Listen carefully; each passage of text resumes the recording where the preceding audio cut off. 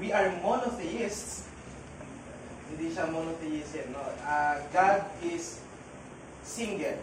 Sabihin, isa lang siya, hindi siya dalawa, hindi siya tatlo. Huwag muna natin pag-usapan yung Trinity. Huwag muna tayo doon. Basta the doctrine is that God is one.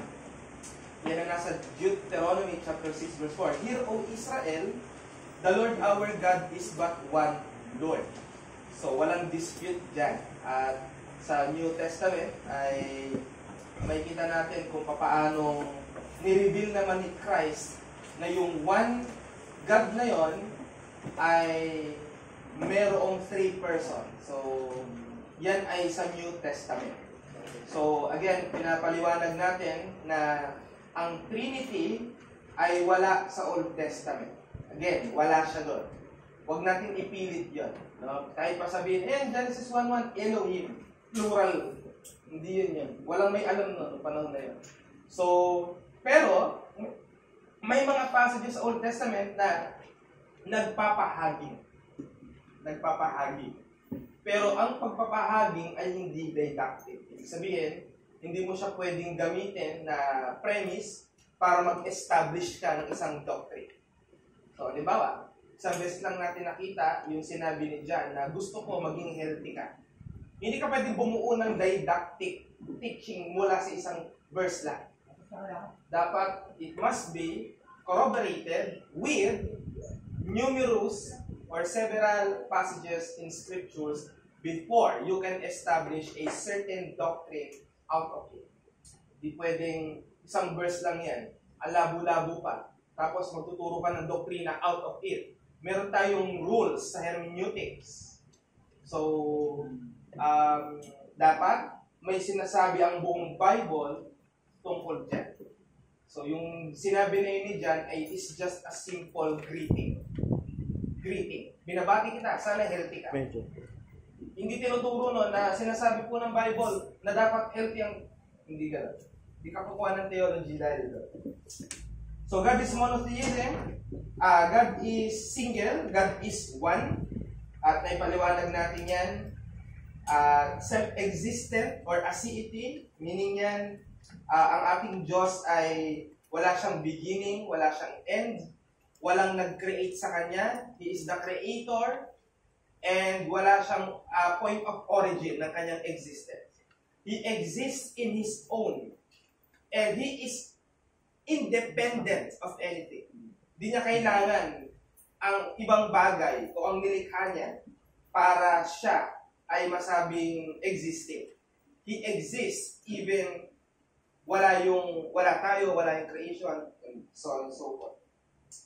So, at nakita natin yung challenge dyan, that do not elevate anything created to the level of God. Instead, dismantle man-made gods and turn to the revealed knowledge of God in Scriptures. Let's go to lecture 9. So, ang ating i-deal naman ngayon ay attributes ng Diyos sa Kanyang being. So, hinati-hati ko yan para hindi tayo mabigla sa pag-absorb. Dahil sabi ko nga, naniniwala tayo sa apophatic theology.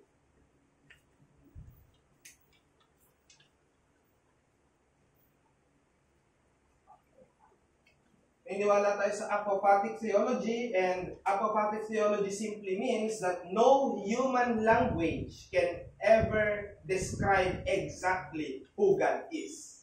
Kaya even yung mga term na ginagamit natin, hindi sila ang exact para dyan. Let's say for example, Jesus Christ is the second person of the Trinity. Tama mali? Tama.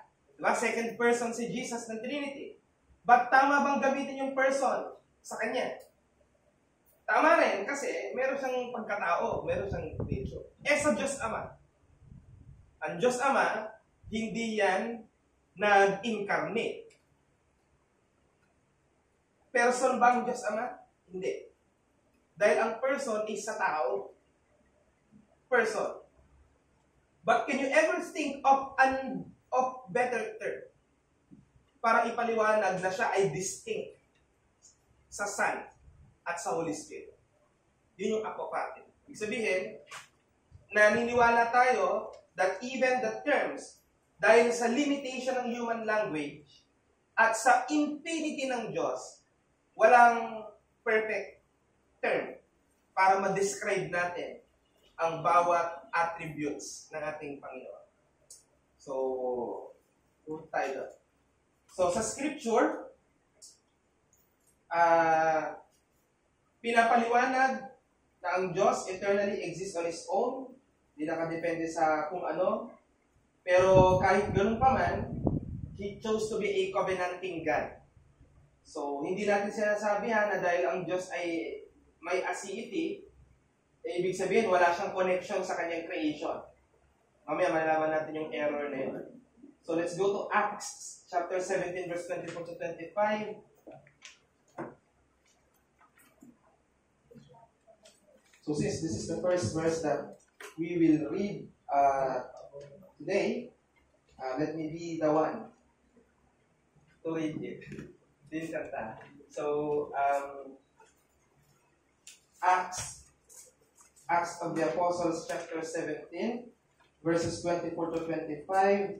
So, ang sabi rito, the God who made the world and everything in it, being Lord of heaven and earth, does not live in any temples made by man, nor is He served by human hands, as though He needed anything, since He Himself gives to all mankind life and breath and everything. So ang point dyan, hindi nangangailangan ng Diyos ng templong gawa natin para masabi natin nagkaroon ng tahanan ng Diyos.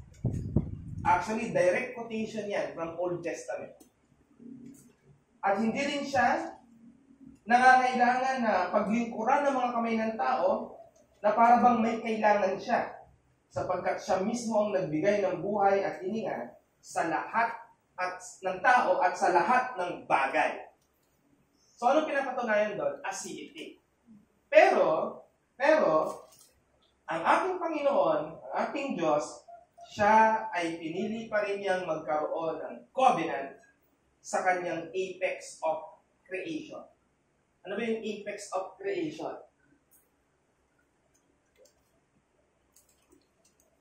Nakipag-covenant ba ang Diyos sa aso? Hindi. Diba? Nakipag-covenant ba ang Diyos sa puno? Hindi. Nakipag-covenant siya sa pinaka-highest creation. At ang kanyang highest creation, ang tao. May magmamali. Sabi po sa Colossians 1, si Christ ang firstborn of all creation. Pero huwag naman natin pakialaman yun. Darating tayo doon. Ang apex of creation ay tao. At nagpinili ng Diyos makipag-covenant sa tao, pero malinaw na siya may aseity. Hindi niya kailangan ng tao. Ang tao ang may kailangan sa kanya. But because of His loving kindness, grace, ay pinili niyang magkaroon ng relasyon sa mga tao. Sinira ang relasyon niya dahil sa kasalanan. Isaiah 59 verse 2, but your iniquities have separated you from your God. So, monotheism, tandaan niyo yung mga word na yan, monotheistic po tayo bilang orthodox na church. Pagdating po sa doctrine of God, hindi natin pinag-uusapan na baptistic po ang aming, hindi, orthodox. Bakit? Kasi doon nag-a-agree lahat. Kaya kasama natin dito ang Catholic Church. Alam niyo ba na may kapakinabangan din ako nakukuha sa isang libro ng pare about sa nature and attributes of God? Walang mali. Walang mali. Basta ang tanongin mo, theologian nila. Mga simple-simpleng ganyan-ganyan lang. Walang natin sasabihin. So, kasama natin sila, pero iiwan natin sila sa usaping gospel dahil laglag na sila doon. Sila naging by works. So, monotheism, very distinct sa Christianity. Kaya kapag may nagsasabing Christian sila, pero naniniwala sila sa multiplicity ng God, hindi Christian yun. Kagaya na sinasabi ko yung Mormons, they believe of many gods. And they call themselves Christians. Isamantalang number 1 yan na rule ng Christian. Monotheistic religion. Yan nga ang naging problema ng mga church father natin eh. Nireveal ng New Testament, Diyos si Kristo, Diyos ang Holy Spirit, paano tayo magiging consistent sa monotheistic belief? So, nag-formulate sila ng tinatawag natin Trinity. Hindi yung invento ha. Dahil may problema, may na-invento. Hindi. May problema, ipinag-usapan, kinonsulta ang scripture, nakabuo sila ng sistema. Ayon lang din sa Biblia kung paano bibigyan ito ng presentation. Kaya ang weird eh. Ang weird. Kung paano nila ina-explain yung Trinity. We believe that God is one. But this one God, one in essence, one in ganito, has 3 persons. Ba't nagkaroon ng ganon? Dahil sa mga conflicts noong unang panahon. Lalo na ang pag-rise ng Arianism. Alam ko medyo, na tayo dyan, medyo familiar na tayo dyan sa part na yun. Aseity or self-sufficient, meaning God is a self-sufficient God and a self-sustaining God, independent of anything. And, ito, bigyan kayo ng question. Gusto ng Diyos mag-glorify siya. Doesn't he? Gusto ng Diyos na mag-glorify siya. Papa, yung kape. Yung kape. Butin talaga. Kaya kasalanan ko naman. Gusto ng Diyos mag-glorify siya. Ang Diyos ba glorified kahit walang nag-glorify sa Kanya? Yeah? Ang Diyos ba glorified kahit walang nag-glorify sa Kanya? Walang tao, wala siyang kinreate. Glorified pa siya. Pag sinabi niyong hindi, magkakaroon tayo ng problema sa aseity. Ibig sabihin, may kailangan siya para mag-glorify siya. Ha? Ganun ang conclusion doon. Kaya konting pagkakamali ng conclusion, apektado ang lahat ng nature and attributes. Kaya nga po siya lumikha ng tao para mag-glorify nga po siya. So, ibig sabihin, pag wala ang tao, hindi siya glorified. Yun yung magiging, yun ang magiging conclusion doon. Okay, kung hindi siya glorified dahil walang tao, hindi siya independent. Ganun ang magiging sistema doon. Ihang muna natin yan. Now, let's go to the being of God. Hindi tinuturo ng Bible na ang Diyos ay impersonal. So, tandaan niyo po yan, the Bible did not say that God is impersonal. Anong ibig sabihin nito? Hindi tayo nagtuturo na ang Diyos ay hindi person. Totoo naman po Diyos nga siya. Dahil ibig kong sabihin, kagaya mo na may will, may volition, may emotion, may intellect. Kasi mayroong mga nagdi-deny niyan. Siya ay personal being who encompasses all existence and transcends all creation. Meron akong ika-clarify dyan mamaya. Dyan sa word na transcends. Sa isang napakahalagang attribute ng Diyos. Okay. Pag-usapan natin ang mga misconceptions, mga mali, mga kamalian. I challenge everyone na kung may kalituhan, may gustong linawin, may tanongin nyo na kagad. Lalo na kung concern nyo, baka hindi lang ako nalilito tungkol doon. I-open kagad natin sa floor para mapag-usapan at ma-clarify. Number 1, impersonalism. So, impersonalism is a belief they misconceive God as impersonal or devoid of personal attributes, contrary to the understanding that God is a personal being who interacts intimately with His creation. So, ito yung mga naniniwala na ang Diyos daw, sige, kumain. Para siyang, pasukin muna natin bago tayo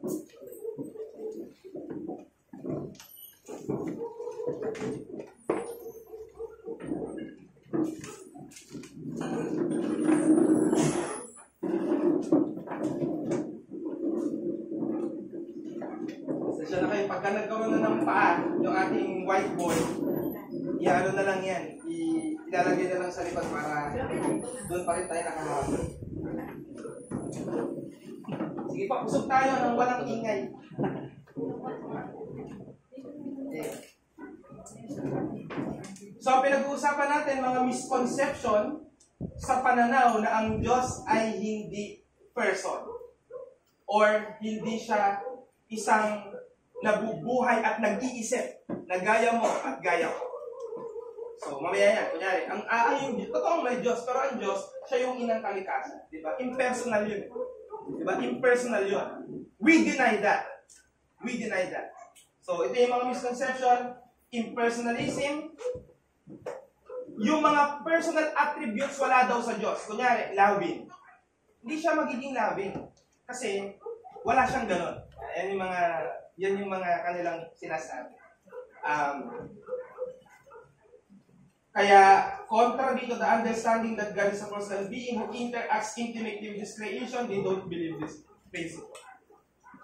Ang correct view, sinasabi ng Scripture that God is personal. Ibig sabihin, nagtataglay siya ng intellect, emotion, at will.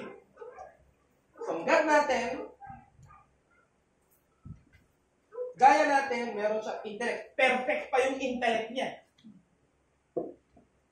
Perfect pa yung intellect niya. Will. Sabihin, meron siyang desire. May passion. Passion divinely.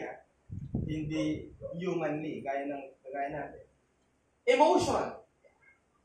Yung component na bubuo ng pagiging person, meron ng Diyos yan.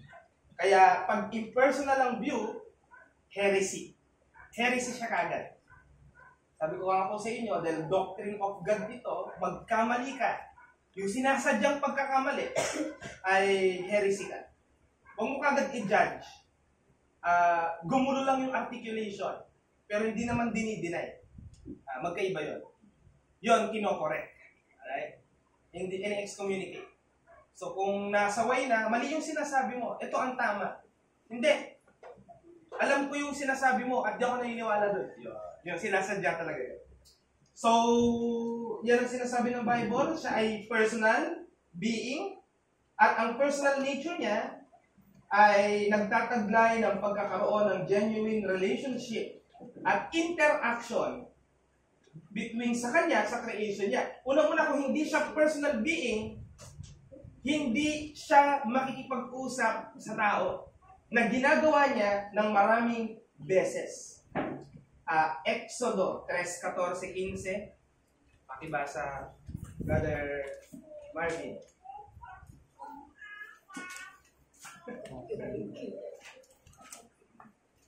Exodus 3:14-15. Exodus chapter 3, verse 14-15. And God said to Moses, I am who I am. He said, thus you shall say to the children of Israel, I am has sent me to you. Moreover, God said to Moses, thus you shall say to the children of Israel, the Lord God of your fathers, the God of Abraham, the God of Isaac, the God of Jacob has sent me to you.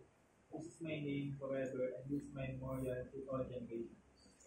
Napakalinaw, nakikipag-usap siya. As person. As person. So, dyan kagad, hindi pwedeng sinasabi nila na ang Diyos is just the mother nature or whatever na sinasabi. Salmo 103:7. Brother, Sister Sarin. Mga awit 103:7.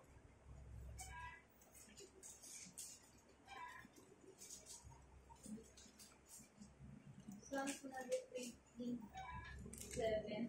He made known his ways unto Moses, his acts unto the children of Israel. Di ba nakikipag-covenant, nakikipag-usap, nakikipag-interact? So, paano yun? Paano yun? Hebrews 1:1-3, God what sundry times and diverse manners spoke to our fathers. And now He spoke through His Son. Yung palang pakikipag-communicate, nagpapakita na siya isang person. Siya isang person. Yung hayop, kahit humuni, hindi mo maiintindihan maintindihan mo, yung mga instinct lang. Umiingay kasi gutom. Diba? Umiingay kasi gustong dumumi. Eh, alam niya na hindi dapat siya dumumi sa loob ng pamamahay. Kaya nag-iingay siya. Pero hindi kayang sabihin sa'yo ng hayop ang mga sama ng loob niya sa'yo. Because hindi siya personal. Ang meron lang nun ay ang isang personal being. At dalawa lang yan. Ay tatlo. Ikaw, ang Diyos, at angelic beings. Mga angels. Yan lang ang meron yan. So in personalism, we reject that. That is misconception, a grave misconception. Second is deism or deism. So ano yung una? Impersonalism. So this is the misconception. Deism, the misconception that God created the universe but remains detached or uninvolved in its ongoing operations in the lives of individuals. Ang deism, may Diyos daw, pero ang Diyos na yan is may distansya siya sa kanyang creation. Tama naman po, may distansya naman talaga siya. Pero ang pagiging malala nila dito is wala siyang interaction, involvement, whatsoever sa kanyang kinreate. So, may mga nagpapakilala mismong ganyan. Ako ay isang deist.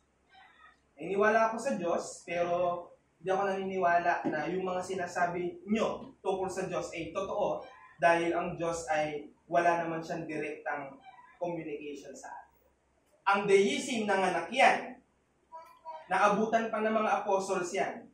Gnosticism. God cannot be known. God cannot be known. Yan yung problema niyan. Correct view, God is providentially active in sustaining His creation, positively covenanting with His people. So kung matatandaan niyo yung tinurok about God's decree, di ba? Meron siyang correlation, governmental, ayun yung mga pinag-aralan natin. So ang ating Diyos, after He created everything in the span of 6 days, He rested on the 7th, He sustains them sa mga susunod na mga panahon. Yan ang active participation ng God sa kanyang creation. At hatingin pa natin sa dalawa yan. Common grace, dahil araw-araw, pinapasikat ng Diyos yung araw para sa mga tao. Sa lahat. Believer, unbeliever. So, gawa ng Diyos yan. Kung hindi makikialam ang Diyos yan, di mangyayari ang mga bagay. So, hindi natin pwedeng sabihin na walang involvement ng Diyos. Well, in fact, when you see God's creation, it will point you to the Creator. May lumikha sa akin. Ganun ang lagi niyan. Kaya hindi mo pwedeng sabihin na unknown siya. Hindi natin makikilala dahil siya ay very distant sa atin. So yun ang pinakamababaw kong masasabi tungkol sa... Hindi tayo mag-dwell dyan dahil ang gusto ko lang makita ay maintindihan natin. May mga ganyan pananaw na ang Diyos daw ay detached or uninvolved siya sa mga affairs ng tao. So, meron yung mga practical na aplikasyon ngayon na hindi nyo napapansin, nagiging deistic ang inyong interpretation. Kunyari, hindi na kayo marunong tumingin ng providence. Naniniwala na kayo sa mga chance. Naniniwala na kayo sa mga coincidence.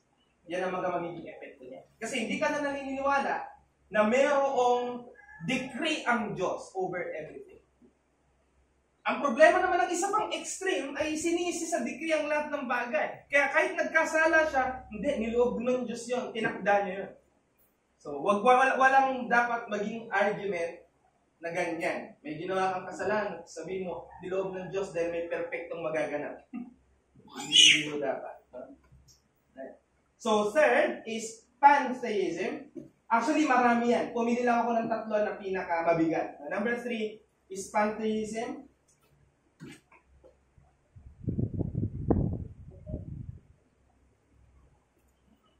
Pantheism. At ang pantheism teaches that they identify God with the universe. Ito Ito naman, kabaliktaran naman ng deism, attached siya. Ang problema nga, hindi siya person. Siya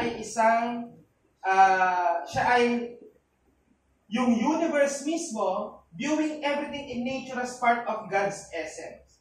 Kaya when you look at ocean, that's part of God.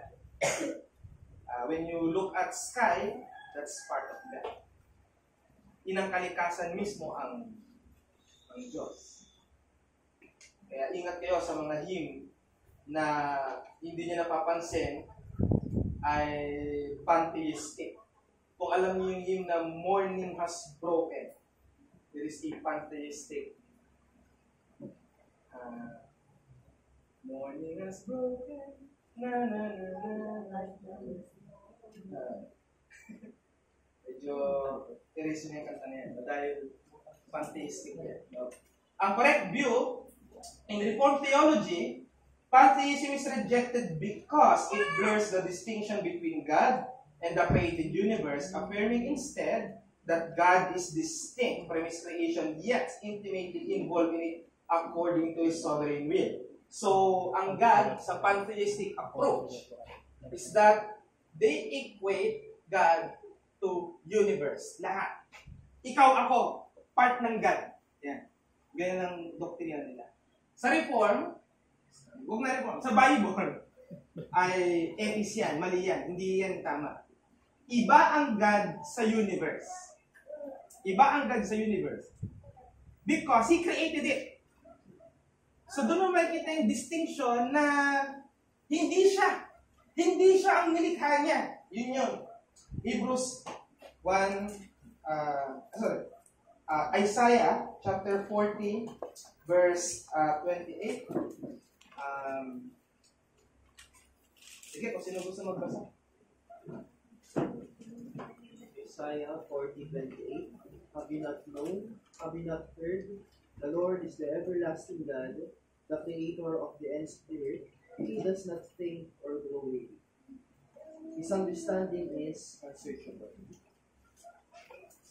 Dito, grammatical rule of hermeneutics ang kunin natin para maintindihan natin ang point natin. The Lord is the everlasting God.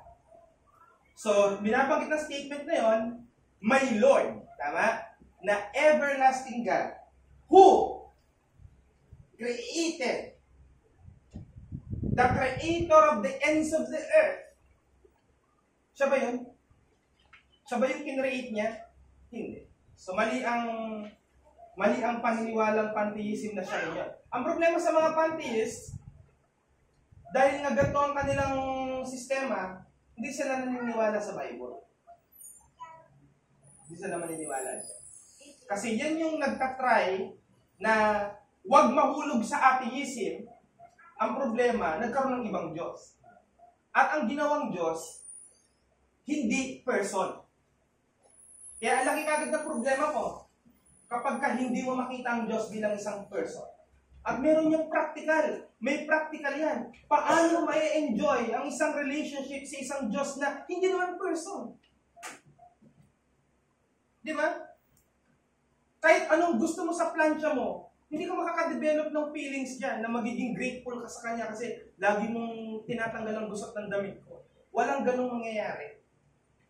At kung kapareho lang yung Diyos, non-living, not person, and you are a person, paano yun? At ang ina-argue nga rin natin, bakit magkakaroon ng isang person galing sa impersonal? Hindi siya pwede. Even sa rule ng genetics, hindi siya pwede. The father of general genetics, Gregor Mendel, ay isang Catholic monk. At siya ang nagsabi niya, hindi pwedeng magkaroon ng traits ang isang organism na wala siyang roots sa kanyang mga pinanggalingan. So kung ikaw ay personal being, you must be derived from someone na person din. Yun yung rule doon. Hindi pwedeng magkakaroon ng, kaya mali rin yung nagkaroon ng something out of nothing. Mali din yun. Bakit out of nothing? May Diyos.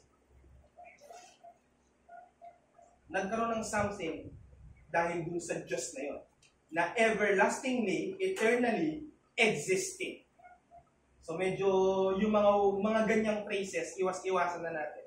Nagkaroon ng something out of nothing.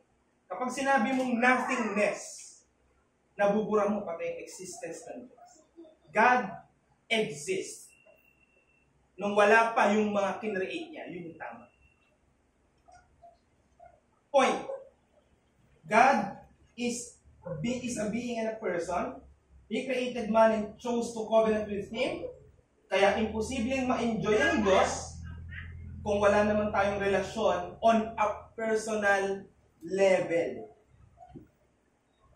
Ano para saan yung pag-worship natin sa song? Na in our hearts, we create melodies for the Lord. Para saan pa yun?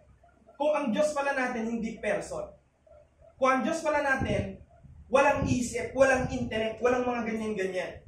Bakit tayo kumakanta para sa Kanya? Bakit tayo nagpe-praise sa Kanya? Illogical yun.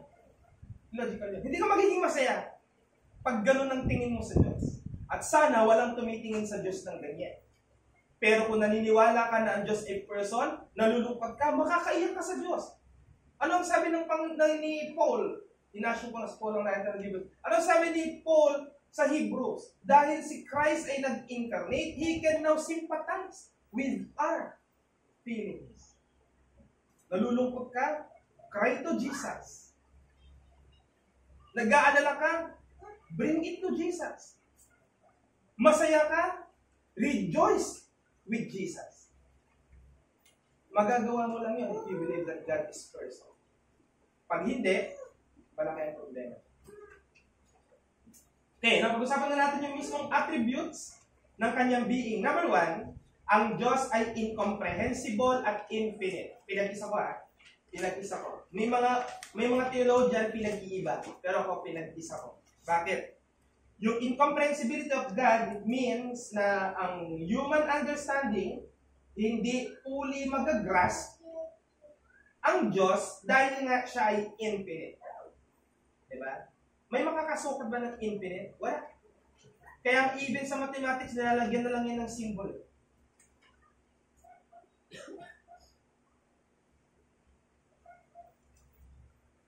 Sabihin, unending. Unending. Nakakita na ba kayo ng ang result sa calculator, ang decimal pare-pares number 33333, walang end yun. Dire-diretso yun sa calculator. 3333333. That's infinity. Pero yun, mali pa rin yun. Hindi natin i-compare yun sa infinity ng Diyos. Ang ibig sabihin lang ng infinity ng Diyos, walang limitation sa kanyang kapangyarihan, walang limitation sa kanyang kakayanan. Hindi siya kagaya ng mga superhero ng Marvel na nagamit na to, o kaya yung mga laro sa yung power, nabawasan na ng isa, kasi nagamit, walang ganun ng Diyos. When God uses His power, it is inexhaustible. Hindi siya mako-consume fully. Now, part ng kanyang infinity ay wala rin naaag sa kanya. Mag-ingat din tayo sa ganong extreme. Na okay, walang nababawa sa kapangyarihan, pero may nadadagdag. Mali pa din. Fix yan. Fix. It is what it is. Hindi na susubtract, hindi na diminish, hindi rin nag-i-increase. Walang ganon sa ating Diyos. Okay? Pagka ganon, may maapektuhang doktrina dyan. Immutability. Kaya sabi ko sa inyo, magkakapit yan. Now, ang pinag-uaralan natin sa incomprehensibility, again, apophatic theology, nagbigay sa atin ng Bible kung paano natin maiintindihan ng God in our human finite mind. Pero hindi siya exact. Hindi siya perfect. Na masasabi mong na naiintindihan ko na fully. O sino? God is incomprehensible, yet knowable. Yan ang tama dyan. God is incomprehensible, yet knowable. Tandaan niyo yan. Pag pinag-uusapan natin ang incomprehensibility ng Diyos, ito lang ang motto natin. God is incomprehensible yet knowable. Bakit po knowable? Because He made Himself known sa limitation ng ating human finite mind. So God is incomprehensible yet knowable. Bakit siya naging incomprehensible? Because He is an infinite God. At tayo, ano tayo? Tanggalin mo yung in.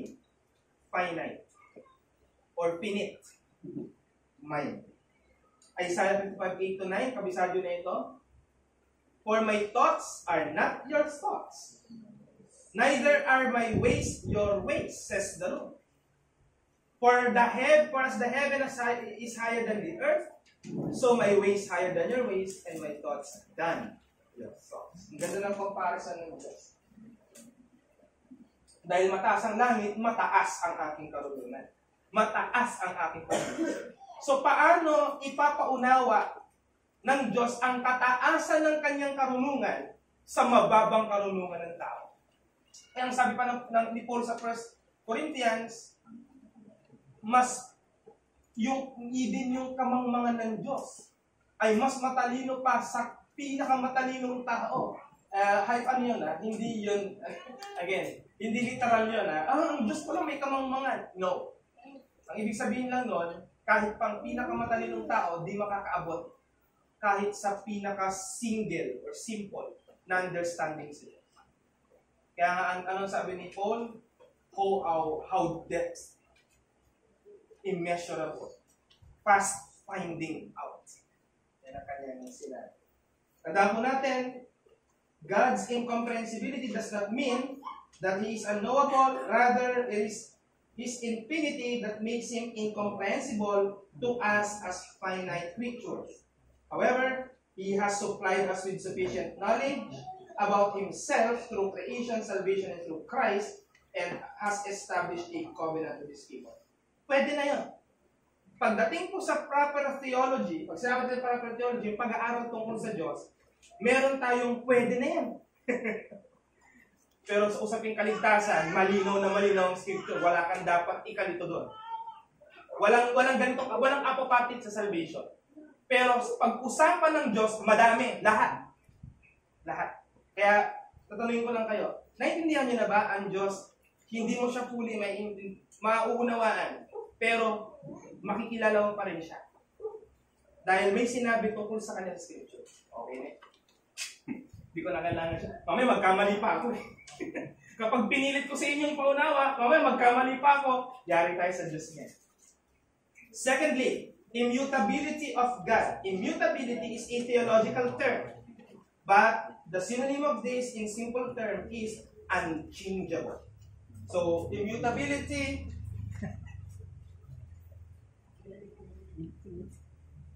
mutable, changing kasi yun. Mutation. Yan ang isipin nun. Diba? Mutate. Nag-mutate. Pag yung tao, laging nasa dagat, magkakahasang, mga ganun. So, ang Diyos, walang mutation. Hindi siya nagbabago. Non-changing. Non-changing ang Diyos. Ang tao pwedeng maging nonchalant. Pero, ang Diyos, non-changing siya. Unchanging. Immutable. Malakay 3:6. Pakibasa ko ng una nakita. Wala natin. For I, the Lord, do not change. Therefore you, O sons of Jacob, are not consumed. Mas sabi ng King James, for I, the Lord, I change not. Therefore ye sons of Jacob are not consumed. Didactic po ba yan? Didactic yan. Dahil Diyos mismo, bibig mismo ng isang personal God ang nagsabi niya, I do not change. Hindi ako nagbabago. Kung ano ang sinabi ko kay Abraham, which is your father, it's the same stand na sinasabi ko sa inyo ngayon.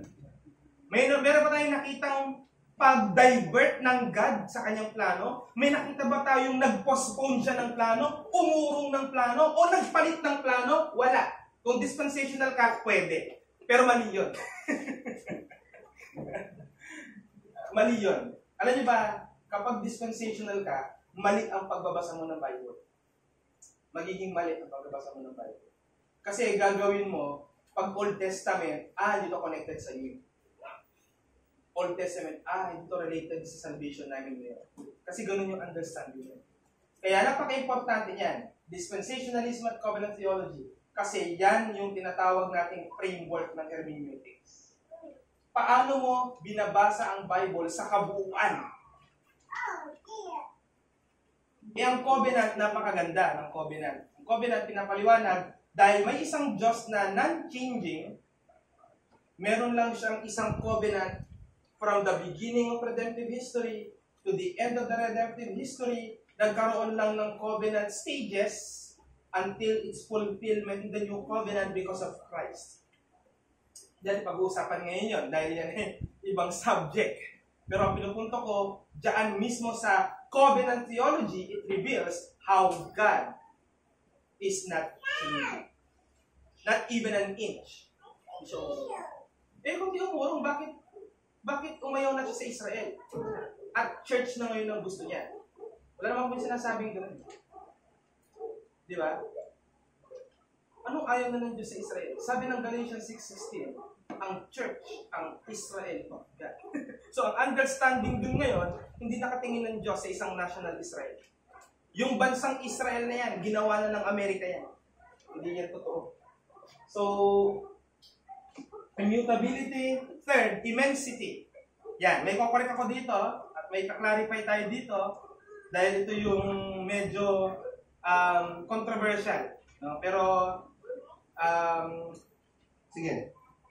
Ang doktrina ng immensity, kasi ako before, nung basa-basa pa lang ako, basa. Paborito ko talaga yung tatlong O, omnipotent, omnipresent, omniscient. But of course, our knowledge is increasing at personal tayo umattend ng seminary, so medyo merong kinaklarify tungkol sa bagay na yan. Immensity teaches that God transcends all limitation. Gawan ko ng slash. Immensity or omnipresence. Kaya mas gusto ko rin yung immensity kasi ang hirap yung spelling mo. Lagi akong mali ng spelling dun eh. But anyway, parehas lang po yan. Kung paano na-explain ang omnipresence, that is the same explanation as immensity, pero meron yung distinct na pinag-uusapan. Kasi ang immensity, yung transcendence ng God yan. Transcendence. Walang volume, walang space na hindi occupied ng power ng Diyos. Power ng Diyos. Ang issue naman ng omnipresence, walang dako, walang space na wala dun yung Diyos. Tinutukoy yung presence niya mismo. Presence niya. Yung kanyang presensya. Ngayon, ang didispute, ang ating kinaklarify, paano ba natin ginagamit yung word na presence? Paano ginagamit ng Bible yung word na presence? So, may sinabi si David, when I descend to hell, thou art there. Sabi niya mismo, nandun ka din sa hell. Pero may mga understanding niyo. Kaya sinasabi, omnipresent ang Diyos. Totoo ba na ang Diyos ay walang lugar na hindi niya nalalaman? Walang lugar na hindi siya naroon? Walang lugar na hindi nasasaklawan ng kanyang kapangyarihan? Naniniwala tayo sa idea ng omnipresent. Kaya lang nasabi ko nung last week, mali yung omnipresence. Mali ako dun sa pagsabi ko nun. Kasi, alam niyo naman, dire-diretso ang bibig natin. Hindi mali yung omnipresence pag pinapaliwanag dating mga reform yan. Ganun? Pag pinapaliwanag nating mga reform yan, that's true. Ginamit na yung omnipresence universally accepted dahil sa dami ng mga writings tungkol dyan. But remember that the word omnipresence, even hindi siya nag-exist sa Bible. Kaya, kung ano yung ginagamit ng Bible, medyo stick tayo doon.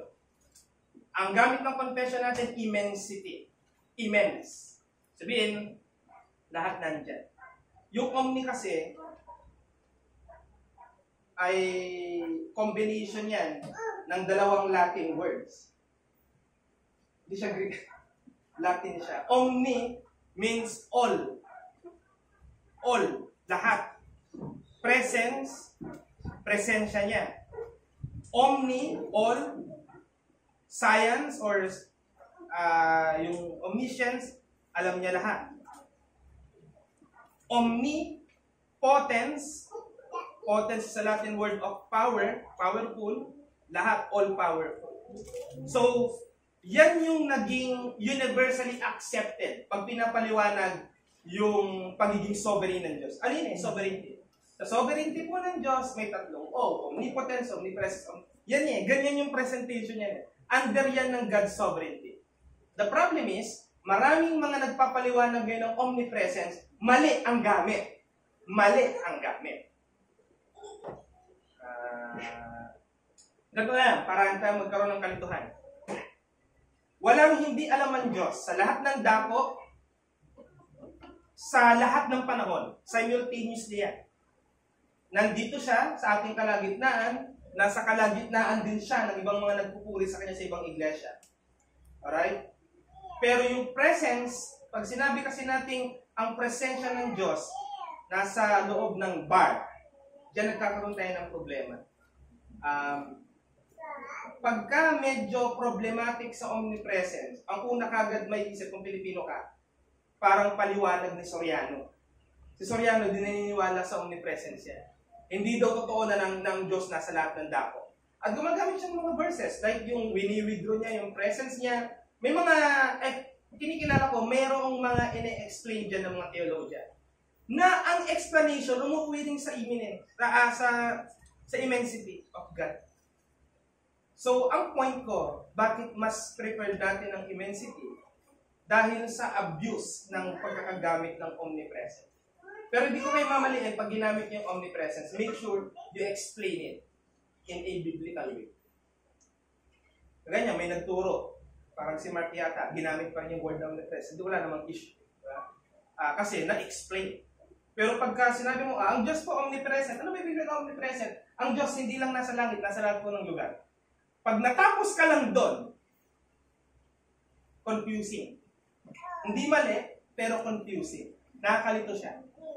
Nakakalito siya. Baka pwedeng sabihin, ibig sabihin, malapit ako sa Diyos. Andito rin siya. So, si Wayne Grudem, sa kanyang systematic theology, mababasa nyo na ang manifestation ng presence ng God nasa iba't ibang aspeto. Yung kanyang wrath, yung kanyang indignation, makikita ng mga tao sa impyerno ang kanyang presence dahil sa galit niya.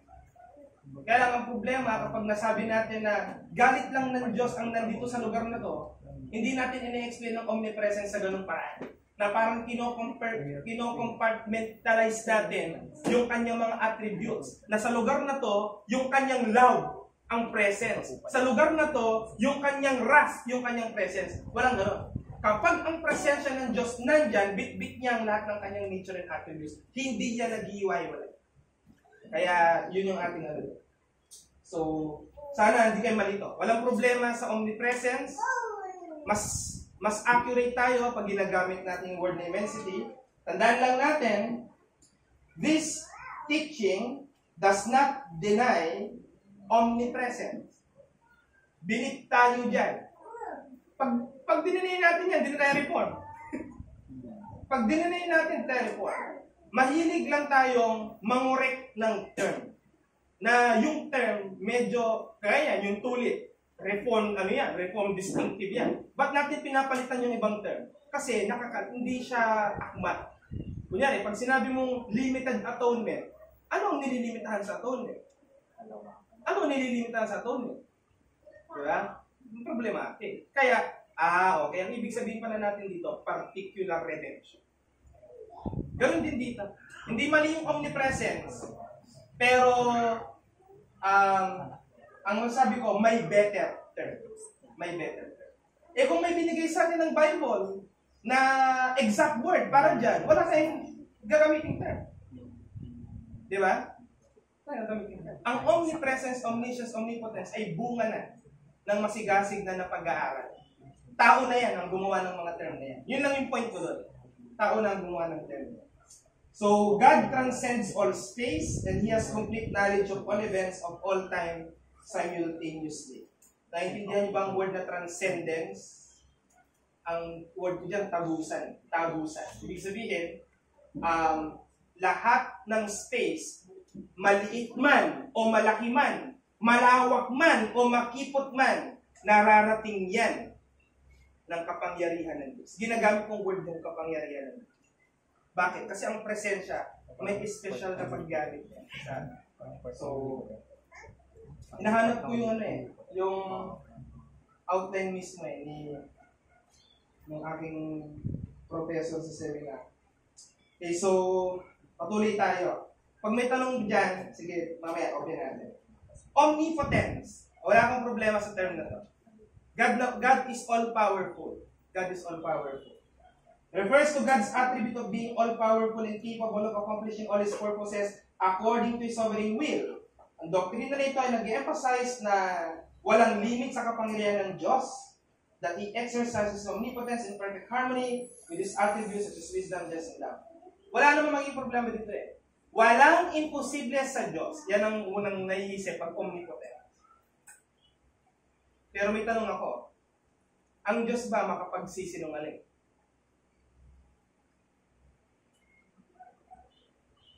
Ang Diyos ba makapagsisinungaling? Hindi. O di, meron siyang di kayang gawin. Di ba? Hindi, tama. Tama yun. Basta-basta lang kayo maniniwala. Tama, sabi Pastor, omnipotent daw ang Diyos, makapangyarihan siya. Kasi Diyos nga siya. Pag tinanong ka, ang Diyos ba magsisinungaling? Hindi po. Di meron siya di kayang gawin. Paano mo i-depend yan? Kailangan mong ma-challenge dyan. Hindi ka pwedeng sumagot na, basta, yun ang sabi ng Bible. Hindi basta yun. Tinawag ka ng Diyos para maging apologist. Marunong ka dapat mag-depend ng sinasabi mo. Paano pag sinabi sa iyo yan? Naniniwala ka ba ang Diyos nagsisinungaling? Hindi po. Di meron siya hindi kayang gawin. Paano mo sasagutin? Na hindi mo gini-give up ang omnipotence ng Diyos. Pag ginive up mo yan, hindi ka na rin hindi ka na rin Christian. Kasi may limitasyon pala ang Diyos sa iyo As tayo ng theologian. As tayo ng theologian. Brother Mark, paano natin sasagutin yun? Bukod din sa attribute ng ating Panginoon na pagiging omniscient. Meron din sa iba pang mga attributes kung saan ipapakita yung kanyang pagiging tapat, yung kanyang pagiging stick sa kanyang mga planuhan, pagiging faithful sa kung ano man yung kanyang mga pinangako at mga itinakda. So, una doon ko siya siguro sasagutin na hindi makapagsisinungaling ang ating Panginoong Diyos dahil doon pa sa mga iba pang mga attributes na nagpapakita ng ating Panginoong Diyos ay ganito, ganyan, kaya hindi niya gagawin yung pagsisinungaling niya. Tama. Meron siyang ibang attribute. Logical tayo, logical. Ganito. Hindi namin sinasabing hindi kaya. Hindi namin sinasabing hindi niya kaya. Pero hindi niya yung gagawin. Malaki na pagkakaiba nun. Malaki na ang pagkakaiba nun. Hindi namin sinasabing hindi niya kaya. Kasi ang doktrina nga natin, wala siyang hindi kaya. Di ba? Pero, tinakda niyang hindi niya yung gagawin. Bakit? Because He declared Himself to be a truthful God. Veracity. Always saying the truth. So, sinasabi ba natin na hindi niya kaya? Hindi. Hindi niya gagawin. Magkaiba yan. Halimbawa, nung sinabi ng demonyo kay Jesus, gaya mong bato to, gaya mong tinapay itong bato na to. Hindi ba kaya ni Jesus? Kaya. Pero ano ang pumipigil sa kanya? Ano ang pumipigil sa kanya? Yung mission niya na masurvive niya yon dahil may gagawin siyang pagliligtas. Ang Diyos, tinakda niya sa kanyang sarili na siya ay truthful God. Veracity ang tawag sa attribute na yun. Therefore, kahit kaya at magagawa niya, tayo nga kaya natin, di ba? Hindi niya yung gagawin. Ang unang haharang doon, yung character niya na siya yung fool. Wala siyang bahid ng kasalanan. Kaya ang Diyos, hindi niya gagawin ng mga bagay na bunga ng kasalanan. tinakda niya ang sarili niya sa ganung paraan. Kaya nga ang unang statement ng chapter 3 ng confession, God hath decreed in Himself. Doon na una. Hindi muna, God decreed everything that comes to pass. Kundi, God hath decreed in Himself. Yung sa Kanya mismo, dinikri niya. Tapos, He decreed yung mga external na, yung labas na sa Kanya. Yung creation, yung tao na. Ano lang ano lang ng konti nguya lang ng konti di natin bibigay na masyado. Kasi nakita nyo naman kung paano nagiging komplikado. Ayoko kayong guluhin, pero ayoko rin kasing palagpasin na mali yung pangunawa natin kasi ang kalimitan, narinig yung mga word na to, basta na lang naniwala. Hindi naman niya in-examine talaga. Hindi niya iniisip yung mga possible na maging attack tungkol dito. Yan. Kung paano nyo naiintindihan, halimbawa, yung kanina, yung omnipresence, naiintindihan ko din yun. Takot ako magturo ng hindi ako sumasangguni sa mga nauna sa akin, lalo na sa mga theologian. Pero I have heard of someone na-explain kung bakit confusing ang term na yun sa panahon natin ngayon. Dahil merong nagpiperiod agad na pag sinabing God is omnipresent, lahat ng space occupied ng Diyos, yung presensya niya mismo, medyo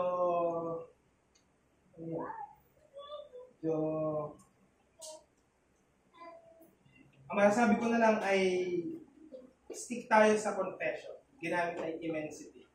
So, wala tayo mag-aaway dyan. Kung omnipresence ang gusto mo, okay lang yon. Basta pag narinig kita, narinig natin, tama ang ibig mong sabihin. Transcendence of God. Dapat kasi pinagtatambal yan, yung transcendence niya at yung kanyang condescension. Kung paano niya pinapaunawa sa atin yung kanyang pagiging transcendent. Ang hirap intindihin yan. Alam ng Diyos lahat ng nangyayari at the same time. Ang Diyos nandoon sa lahat ng bagay at the same time. Lahat yan, naniniwala tayo dyan.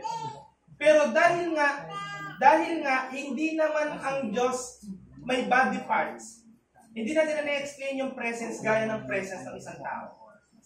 Alam mo nandito ka kasi nakikita mo siya physically. Walang ganun ng Diyos.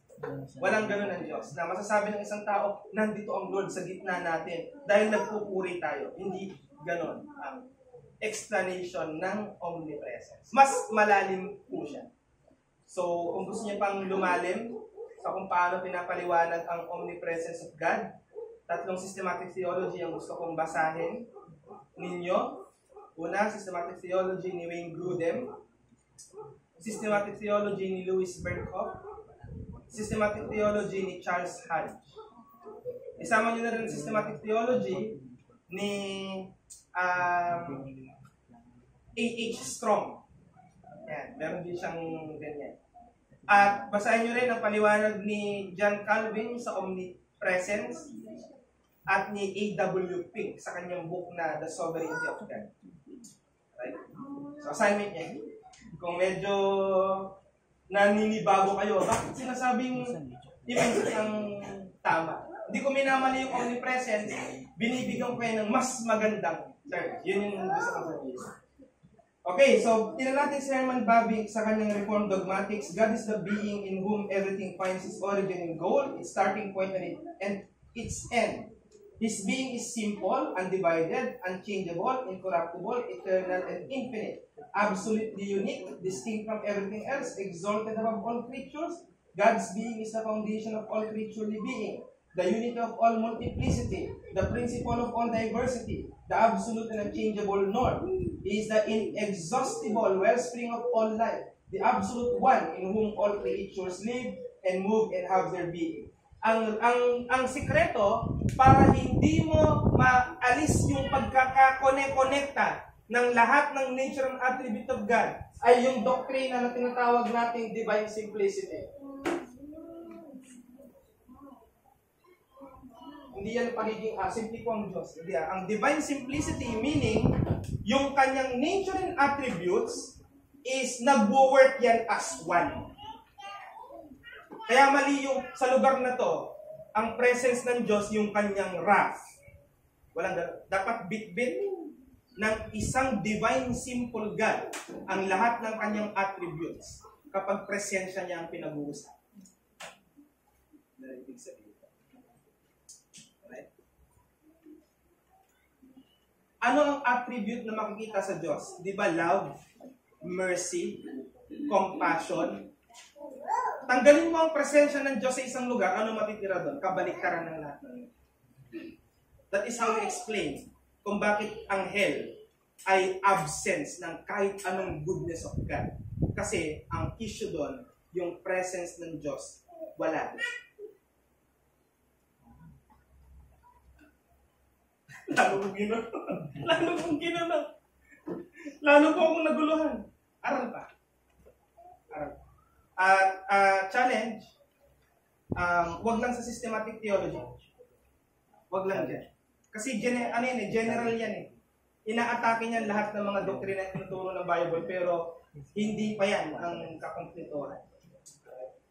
Kung may pera, may kakayanang mag-download, makahanap ng mga anong books, ay gusto ko rin na basahin nyo yung Journey to Hell ni John Owen. So, hell is the total absence of the presence of God. Hindi pinapaliwanag no na hindi omnipresent ang Diyos. Ang point doon, nandun pa rin yung kanyang control. Nandun pa rin yung kanyang knowledge. Alam niyo nangyayari doon. Pero to say that God is there, ay dapat maliwanag anong ibig sabihin mo doon. Presensya ba niya mismo? Doon ba siya nananahan? Kaya nga kinokorek din yan nila Solomon eh. Ang templo, hindi kasya dyan ng Diyos. Ang langit, hindi kasya dyan ng Diyos. Ang lupa, hindi kasya dyan ng Diyos. Saan kasya ang Diyos? Saan kasya ang Diyos? Yun yung tanong doon. Saan po kasya ang Diyos? Ang sagot, hindi siya magkakasya sa kanya. Dahil sa kanyang infinity, dahil sa kanyang immensity. Basta ang pinupoint lang natin dyan, pag sinabi natin God is omnipresent, walang lugar na hindi alam ng Diyos, hindi nasasakupan ng kanyang kapangyarihan, wala siyang control, yun ang ibig sabihin natin. Kasi ang presence, iba na ang ibig sabihin. So, pastoral point, dyan ako magtatapos, pastoral point. Anong ibig kong sabihin sa pastoral point? Hindi naman ako pastor. Ito yung puntong pang-preaching. Yan. Kung magiging preaching to, ganito ang punto ko. Ang pag-unawa sa Diyos bilang being, eternal at self-sufficient, tinitiyak nito ang kanyang unchanging nature at limitless power.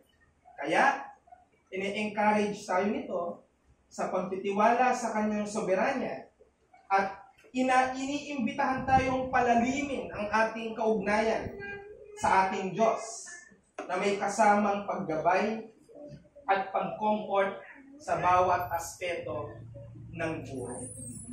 So, pag naging tama, ang pinupoint lang natin dito, being siya, person siya. Ibig sabihin, pwede kang makipag-close sa Kanya, pwede kang kumausap sa Kanya, pwede kang magsabi sa Kanya sa pamagitan ng panalangin. Dahil tinatanong mo siya bilang being at bilang person. So, any question? Tanong nyo na ngayon pala, Brother Moy. Tanong ko lang, sa immensity, including po ba dito yung past and future? Yes. Yan pa yon. Yan pa yon. Pati yung mga lumipas na ngayon at sa susunod, lahat yan ay nag-a-apply din. Kaya nasabi ko sa inyo, hindi natin mako-comprehend fully yan eh. Kasi pag sinabi mong tapos na doon sa mga natapos in human time, nagkaroon ng limit. So, dapat walang limit. Ano ang sabi ng kanta? Wala nang nasa hymnal natin yung title ng hymn, pero yung specific verse, wala doon. Crown Him the Lord of Life, the potentate of time. The Lord of time. Past, present, future ay nasasaklawan din ng kanyang pamamahal. tanong ko din, sa infinity ng Diyos, saka sa kanyang incomprehensibility and infinity, tanong ko lang, pwede ba natin i-ukol sa Panginoon yung mga limiting words such as forbearance, saka simple, yung mga ganung word? Diba sa apophatic? So apophatic, in-explain natin na apophatic, sabi ko nga, pag sinabi natin itong specific term about kay God, naiintindihan na natin ang ibig natin sabihin. Pero, alam natin, kulang, short yung word na yon para i-describe siya. Halimbawa, yun nga, God is simple. Yung ibig sabihin natin sa simple is simple, walang kaarte-arte. Pero, ang tinutukoy natin is may kaisahan yung lahat ng kanyang nature and attributes. Wala na tayong ibang maiisip na term na mas magpapaperpekto ng ibig natin sabihin. Kasi nga, dahil tinatouch natin ang understanding about deity, about God, kulang ang human language para may paliwanag siya. Kaya nga, nung tagtanong si Moses sa Diyos, ano pong sasabihin ko pong pangalan nyo? Ako nga. Wala akong kagaya eh. Yun yung sabi niya. At later on, nagkaroon pa ng ibang mga pangalan ng Diyos na nag-identify ng kanyang mga specific nature and attributes. Nakilala ko ang Diyos bilang provider. Siya si Jehovah Jireh. Nakilala ko ang Diyos bilang aking siya si Jehovah blah blah. Jehovah. Blah blah. May susunod, hindi blah blah. Mismo. Jehovah Nisi, Jehovah, marami yan eh. Jehovah Shalom. Kaya lang yung Yahweh, yung binabanggit ko sa inyo, bakit siya nasupplyan ng A at saka ng E? Kasi nung hindi na nila binabanggit yung word, yung tamang pronunciation dyan, nung hindi na nila yung binabanggit, dalawang word na lang ang ginagamit nila para tukuyin ng Diyos. Yung Adonai at yung Elohim. Kaya yung first letter niyan ang sinupply dyan. Adonai at Elohim. Yahweh. Kasi di ba YHWH lang yan. Ginamit nila, ano yung dalawang term na ginagamit nilang kapalit? Adonai at Elohim. So yun yung sinupply. A at saka E. Right? Brother Dora. Sa amin, yung tingin ng hanapin dito. Kasi, pero yun, ituro ko na sa inyo, di ba? siguro ganito siya naiintindihan. Pagka yung sinasabi natin na yung presence ng Diyos ay nasa lahat at sama kung nag-enter inclusive. Baka, for example, sa isang LGBT na nagpaparade, ang presence ng Diyos ay nasa lahat, baka sabihin na kasama nila ang Diyos sa gawain yun, yung presensya ng Diyos ay nandito sa kanila. Therefore, parang sinasamahan sila ng Diyos sa gawain sa ganung gawain. So, parang kung yun yung makikita natin, parang kung sumusuporta sa kanilang gawain. So, baka yun yung pag-iingat din sa presence. Isang pag-iingat din yun. Pero, may point kasi si Wayne Grudem kung paano ginagamit yung presence sa iba't ibang paraan. Presence ng Diyos specifically. Particularly pala, so, presensya niya sa unbeliever meron. Pero hindi siya as special gaya sa atin. Isa ring pag-iingat natin, isa rin yan sa kino-consider natin. Pero again, ang pinupoint ko lang kung bakit I prefer the word immensity over omnipresence is because number one, siya yung biblical term. Pangalawa, ginamit ng confession yung term na yun. So, ngayon, kung paano in-explain ang omnipresence ng mga non-reformed, yung mga evangelical, kung paano nila in-explain, nagiging mali. Kaya nga, minsan nasusuportahan yung Jesus is with you. God be with us. Kaya kahit mga unbeliever, ginagamit yun. At ang pinapaliwanag ng mga maling nagtuturo dahil yung omnipresence ng Diyos.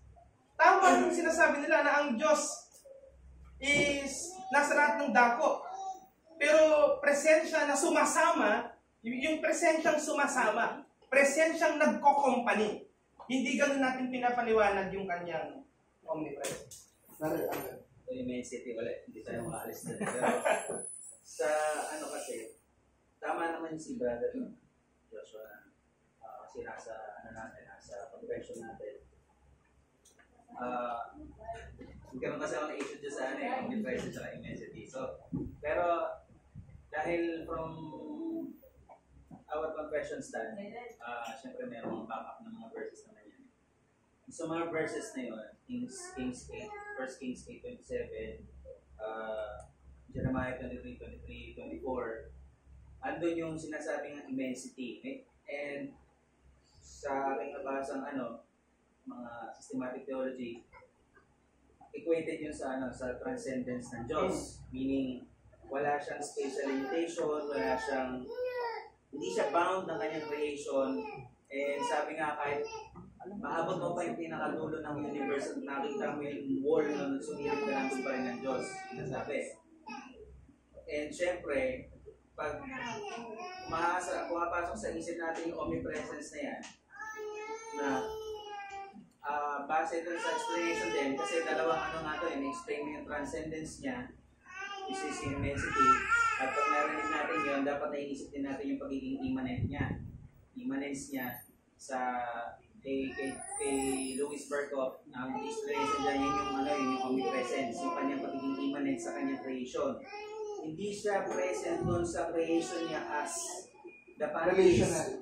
Relational yung kanyang presence. Relational. Hindi siya present sa mga bagay-bagay na katulad ng panties na pati upuan siguro nila. Tapos ang offshoot pa nun yung panentheist na pag tinanong mo silang meron Diyos o meron Diyos above, kasi ginagamit din nila yung word na transcendent, ginagamit din nila yung word na immanent, kaya naging confusing na yung yung omnipresence. And yun nga, yung binabanggit kanina ni Brother Josh, yung kay Wayne Grudem, yung kanyang definition, yung parang sa larawan niya ng presence ng Diyos sa lahat, presence siya sa lahat. Nandun siya present to punish, present siya sa certain, pag gusto niya i-punish ng isang lugar. Tapos, nandun siya present to sustain, which is present siya sa lahat, to sustain everything, para mag-stay siya sa isang lugar o para ma-sustain niya yung buhay ng isang tao, and presence niya to bless, which is yun yung language nga ng majority ng language ng Bible. Yun yung gamit natin, presence. Ngayon, presence niya sa celebration ng mga LGBT, nandun siya para makita niya yung mga pinagagawa ng mga tao to, para in the Judgment Day, he has all the na nakita ko yung ginawa ninyo. Ito yung kasalanan nyo, hindi talaga kayo yun yung presence niya. Hindi siya present doon to yung pagkakaalam natin na to bless them o to. Nandun lang siya, present lang siya to. Parang nga daw yan, yung araw, kung paano yung naggana ng init ang araw sa mundo natin, kung paano nyo na sisinagan ng init o nalalagyan niya ng init yung basura o yung puting. Nainitan niya yan, pero hindi na-apektuhan yung pagkasal niya. Ibig sabihin, kung ang Diyos, andyan, hindi na-apektuhan yung holiness niya kasi hindi siya nag-interpenetrate sa kanyang creation, hindi siya nag-mix, nag-merge. Yun, yung ng immanence niya. Yun yung explanation ng immanence. Ando siya, pero hindi, iba yung nature niya sa creation niya. Yun yung apartness niya sa huwag natin isipin na apart siya sa creation niya kasi hindi tayo. Pero huwag din natin sabihin, nandun siya, present siya sa kasi magiging panties na tayo pagka gano'n. Kaya yung balance nga raw yung balance yung approach sa immensity. Tama yun yung word lang na immanence, kailangan naintindihan natin siya in biblical sense. Kasi may nagpapaliwanag ng immanence is divinely present yung Diyos sa material. Panties ang dating mo doon. Kumbaga, yung upuan na yan, part yan ng Diyos. Ay, yung nasa loob niyan, o ang composition niyan, nandun ng Diyos. Hindi natin dinidefine ng omnipresence sa ganung paraan na parang talagang literally nag-o-occupy yung Diyos, nagse-settle siya, nagre-reside siya sa isang bagay. Ang ibig sabihin natin sa omnipresence is simple lang. Naroon siya sa aspect na kasi sovereign siya. Ibig sabihin, hindi yan distansya para sa kanya, na ang layo, hindi ko maabot. Walang ganun. Si Satanas, ganun. Baka may naniniwala na si Satanas omnipresent. Hindi. Hindi rin siya omniscient. Kaya nga pag nag-pray ka nang hindi nagsasalita, hindi niya alam nasa isip mo. Mag-pray ka na ng ganun. Pero pag inantok ka, hindi effective sa'yo. Pero sometimes, parinig mo rin kung ano yung hinihiling mo sa Diyos para makita niya, ako, matindi ang hinihiling ko. Sometimes, di ba, pag ang kinoconfess mo sa Diyos ay yung mga personal sins mo, naniniwala tayo sa spiritual realm. So, naririnig yan ng dyan. Baka may nakaganon sa ito. Napahinga ko ano yung laman ng isip. So, yun din ang isa kong pangunawa dyan sa omniscience naman. Na kahit hindi bilog pa ng bibig natin at nakipag-communicate tayo sa Diyos through our mind, na naiintindihan, nakukuha niya, nakaka-capture niya. Hindi mo kailangan na talagang very traditional, ganun pa, at nagsasalita, lumuluhod. Tayo nga, hindi naman nakaload, pero sinasabi natin, naniniklod kami. Kasi ang ibig sabihin nun, is nag-humble tayo sa harapan ng Diyos. So, again, wag natin i-confuse na dinideny natin ng omnipresence, we don't. Kaya lang, the way na na-abuse na siya on our day, yun yung iniiwasan natin. Kaya, ginagamit ko yung word na immensity para tumbok agad ng ibig sabihin ko, divine transcendence, na ang Diyos ay nagpapakita ng kanyang hindi ko masabing gaya yun, LGBT. Nandun yung Diyos, alam niya yon, pero wala siyang involvement doon. Sabihin, hindi siya yung nag-ooperate ng mga nangyayari. Hindi gano'n sabihin. Yung hindi siya nakikipag-company. Kaya nga si Jesus, di ba, may sabi sa church, I know thy works. I know thy works. Anong solution doon? Kasi immense siya. Sabihin, alam niya yung nangyayari doon. Lahat ng ginagawa, alam niya. Kasi nga, walang hindi naaabot ng kanyang kaalaman at ng kanyang kapangyarihan. Ganun yung Kasi pag sinabi lang natin presensya, at ang intindi kagad sa presensya, yung colloquial na gamit, doon tayo. Pero kung meron kang theologian's mind, gaya ng mga nababasa natin, wala yung problema. Kahit ulit natin word of presence, para sa ng isip. Pero, kaya may mga new hearers, at mamaya mag-search sa Google, what is omnipresence? Pakta. Iba ang sasabihin ni Google sa'yo. Huwag kayong mag-aral ng theology sa Google, ha? Huwag kayong mag-aral ng theology sa Google. Mixed ang sasabihin sa inyo niyan. May non-reform, buti sana kung hindi nga reform, pero tama naman. Hindi naman nasa reform lang ang truth. Agree ba kayo doon? Hindi nasa reform lang ang truth. Di ba? Minsan kahit yung unbeliever may truth. Di ba? Ang unbeliever may truth din yan. Kasi ang bestowal ng wisdom, natatangay ang mga unbeliever sa aspeto ng common grace. Kaya sa usapin halimbawa ng, kunyari, nagpapaliwanag sa yung unbeliever, ganito gawin mo para makatipid ka sa kuryente. Ay hindi, wala kang karunungan dyan, hindi naman safe. Hindi ganun ang issue sa So, sa common grace, pwedeng talagang, tinan nyo, yung lahi ni Seth at lahi ni Cain, magkaiba. Mas nag-excel yung lahi ni Cain sa mga material. Kunyari, naka-invento sila ng mga musical instrument, naka-invento sila ng... Nandiyan kasi yung focus nila